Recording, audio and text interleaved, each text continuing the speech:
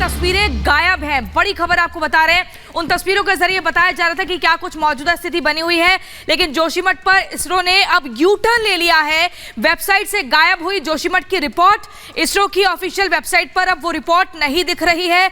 Report में था जोशीमठ की जमीन धंसने का दावा। लगातार ये कहा जा रहा था उस रिपोर्ट में कि किस तरीके से जमीन धंस रही है, अलग अलग हिस्सों को दिखाया गया था और उन तस्वीरों को भी हमने नक्शे के जरिए आपको दिखाया, समझाया था। इसरो की रिपोर्ट में 12 दिनों में 5.4 सेंटीमीटर जमीन धंसने का दावा किया जा रहा था, लेकिन अब इस पर यू टर्न लेते हुए उसकी ऑफिशियल वेबसाइट पर, इसरो की ऑफिशियल वेबसाइट पर यह रिपोर्ट नहीं है। लेकिन जोशीमठ में सच्चाई क्या है, लगातार आपको हम दिखा रहे हैं। जमीन लगातार धंसती जा रही है। स्थानीय लोगों से हम बात कर रहे हैं तो वो एनटीपीसी के पावर प्लांट को ही इसकी खास वजह मान रहे हैं। लेकिन जोशीमठ के अलावा कर्णप्रयाग और टिहरी से भी कुछ ऐसी तस्वीरें सामने आई है। तो सवाल यह है कि क्या इस पावर प्लांट का असर कर्णप्रयाग टिहरी तक भी पहुंच रहा है? स्थानीय लोगों का क्या कहना है, इस रिपोर्ट में जानिए। क्या आप स्टैंड अप इंडिया योजना के तहत 1 करोड़ का लोन लेकर अपना खुद का बिजनेस शुरू करना चाहते हैं? तो फ्रीडम ऐप को डाउनलोड करें और इसकी पूरी जानकारी अभी प्राप्त करें।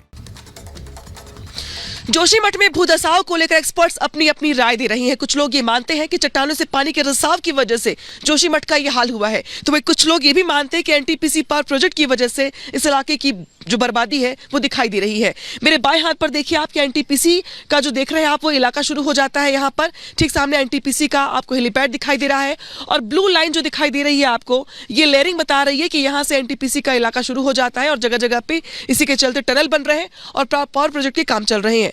पूरे के पूरे जोशीमठ में आपको इससे बड़ी बड़ी दरार देखने को मिलेगी, लेकिन सबसे ज्यादा प्रभावित वो लोग भी हैं जिनका घर एनटीपीसी पावर प्रोजेक्ट के ठीक बगल में बना हुआ है। आप लोग भी ये मानते हैं कि एनटीपीसी की वजह से ये हाल हुआ है घर का? हाल क्या, पहले ही से जब से ये बैठा एनटीपीसी यहाँ आई तब से ही यही दशा हमारी है। अच्छा। पूरी मकान भी लगा के, जमीन लगा के, जमीन सब बर्बाद हो गई, खेती बाड़ी रहा नहीं। अब मकान तो जो रहने के लिए जगह भी थी वो भी साफ होगी। हाँ जी, एनटीपीसी इसकी जिम्मेदारी है और हम लोगों को उन्होंने जब से ये काम स्टार्ट किया, पहले तो बंद था फिर उन्होंने स्टार्ट कर दिया है, तब से ये दसाव भी और ज़्यादा होने लग गया और लोगों की इसमें घरों में दरार भी आने लगी है, जैसे हमारी इधर भी आ गई है दरारें और हमें बहुत खतरा है। अभी हम ये नहीं कह सकते हम सुरक्षित है, कभी भी अगर आएगा तो सबसे पहले हम ही लोग नीचे चले जाएंगे बह के। प्रशासन की ओर से कोई बातचीत करने आया आपसे कि चूंकि आपके बगल में ही घर है? कोई नहीं आया यहाँ पे, प्रशासन कोई नहीं आए। तो आप लोग भी ये मानते हैं कि जोशीमठ की इस हालत के पीछे एनटीपीसी जिम्मेदार है? हाँ, एनटीपीसी जिम्मेदार है। एनटीपीसी को हमें भगाना है, एनटीपीसी को भगाना है, अपने जोशीमठ को बचाना है। हमने अपनी देवभूमि है, हमारी जन्मभूमि है, हमारे पूर्वजों की भूमि है, इसे हमें बचाना है।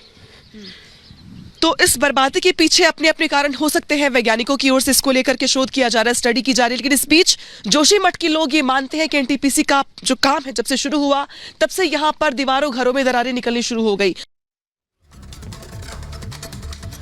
तो ये देखा जा रहा है कि जोशीमठ में आज तीसरे दिन भी उन दोनों होटलों को गिराने की प्रक्रिया लगातार जारी है। धीरे धीरे करके इन दोनों होटलों से एंगल निकाले जा रहे हैं और जिस तरह से ये प्रक्रिया जारी है उससे लग रहा है कि अभी और ज्यादा वक्त लग सकता है। तो ध्वस्तीकरण की प्रक्रिया अभी भी जारी है। जोशीमठ में आज तीसरे दिन भी दोनों होटलों को तोड़ने की प्रक्रिया जारी है और दोनों ही इमारतों से लोहे के एंगल निकाले जा रहे हैं और जिस रफ्तार से इमारतों को तोड़ा जा रहा है उससे इस प्रक्रिया में काफी वक्त लग सकता है।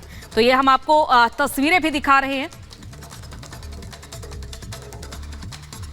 पीछे आप मल्लारीन होटल देख रहे होंगे, उसके पीछे माउंट व्यू होटल, जहां डिसमेंटल करने की जो प्रक्रिया आज तीसरे दिन भी चल रही है। जो माउंट व्यू होटल है उसके अंदर से जो स्ट्रक्चर है, टिन शेड है, उसे हटाया गया। उसके बाद मल्लारीन के भी टिन शेड को हटाया गया। जो फ्रेम है अब उसे हटाया जा रहा है। खिड़की दरवाजे निकाल लिए गए हैं। मल्लारीन के जो अंदर का सामान है उसे पूरी तरह से खाली कर लिया गया और आप देख सकते हैं कि ऊपर से मलबा भी नीचे गिराया जा रहा है। टायर पहले नीचे रखा गया तो उसके बाद मलबा गिराया जा रहा है कि क्योंकि इसको मलबा को उठाकर यहाँ से लेकर जाना भी है, तो एक एक ईंट निकाली जा रही है। आप तस्वीरों में देख सकते हैं कि मलबा बिल्कुल सावधानी से गिराया जा रहा है। एक एक ईंट अलग से निकाली जा रही है और नीचे सावधानी से रखा जा रहा है। उसके बाद नीचे जितने सारे मलबे होंगे उनको यहाँ से कहीं और ले जाकर शिफ्ट करना होगा। इसके लिए गाड़ी भी बाकायदा क्रेन के आगे गाड़ी मौजूद है जो मलबा भरकर यहाँ से लेकर जाएगी। ये प्रक्रिया जिस गति से चल रही है और मौसम जिस गति से बदल रहा है, मौसम की संभावनाओं को लेकर कहा जा रहा है कि कल भी बारिश हुई थी, परसों भी हुई थी और आज भी बारिश हो सकती है। ऐसे में ये प्रोसेस जो है डिसमेंटल का वो थोड़ा स्लो है और जो प्रक्रिया कही जा रही थी कि 6-7 दिन 8 दिन में पूरी हो सकती है, वो प्रक्रिया ऐसा लग रहा है इस काम को देखकर 10 से 15 दिन से भी ज्यादा दिन का वक्त लग सकता है। लेकिन बाकी घरों को लेकर जो अपडेट है उसके बारे में कहा जा रहा है कि उन घरों को फिलहाल तोड़ने की कोई योजना नहीं है, लेकिन इन 2 होटलों को तोड़ना बेहद जरूरी, क्योंकि ये सबसे खतरनाक श्रेणी में ये 2 होटल इस वक्त आए हुए हैं।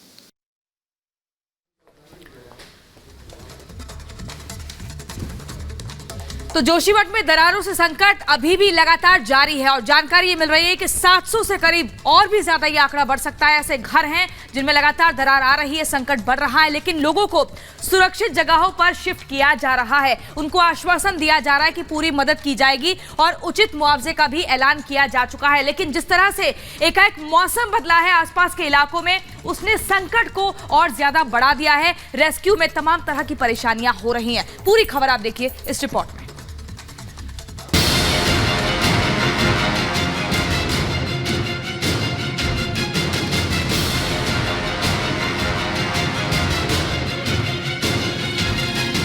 घरों में दरार, दरकती जमीनें, परेशान लोग, ये है जोशीमठ। ये वही जोशीमठ है जो एक समय में हजारों लाखों लोगों का बोझ अपने कंधों पर लिए रहता था, लेकिन इन दिनों जोशीमठ कमजोर हो गया है, नाजुक स्थिति में है।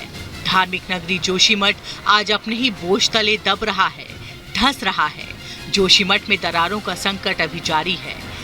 700 से अधिक घरों में दरार आने के बाद जोशीमठ धंसने की कगार पर है। इस आपदा को देखते हुए बड़ी संख्या में परिवारों को सुरक्षित जगह पर शिफ्ट किया जा रहा है।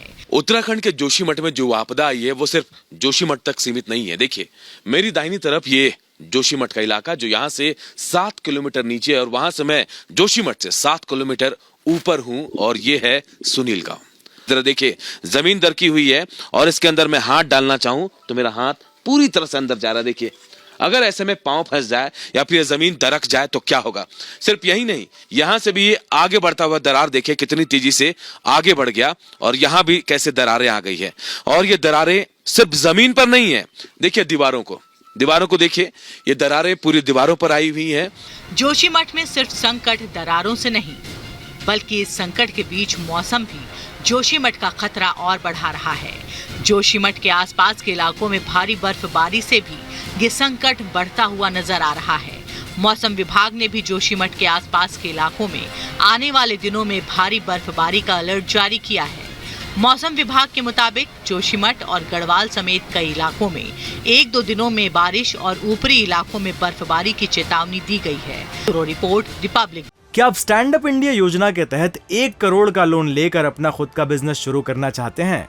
तो फ्रीडम ऐप को डाउनलोड करें और इसकी पूरी जानकारी अभी प्राप्त करें।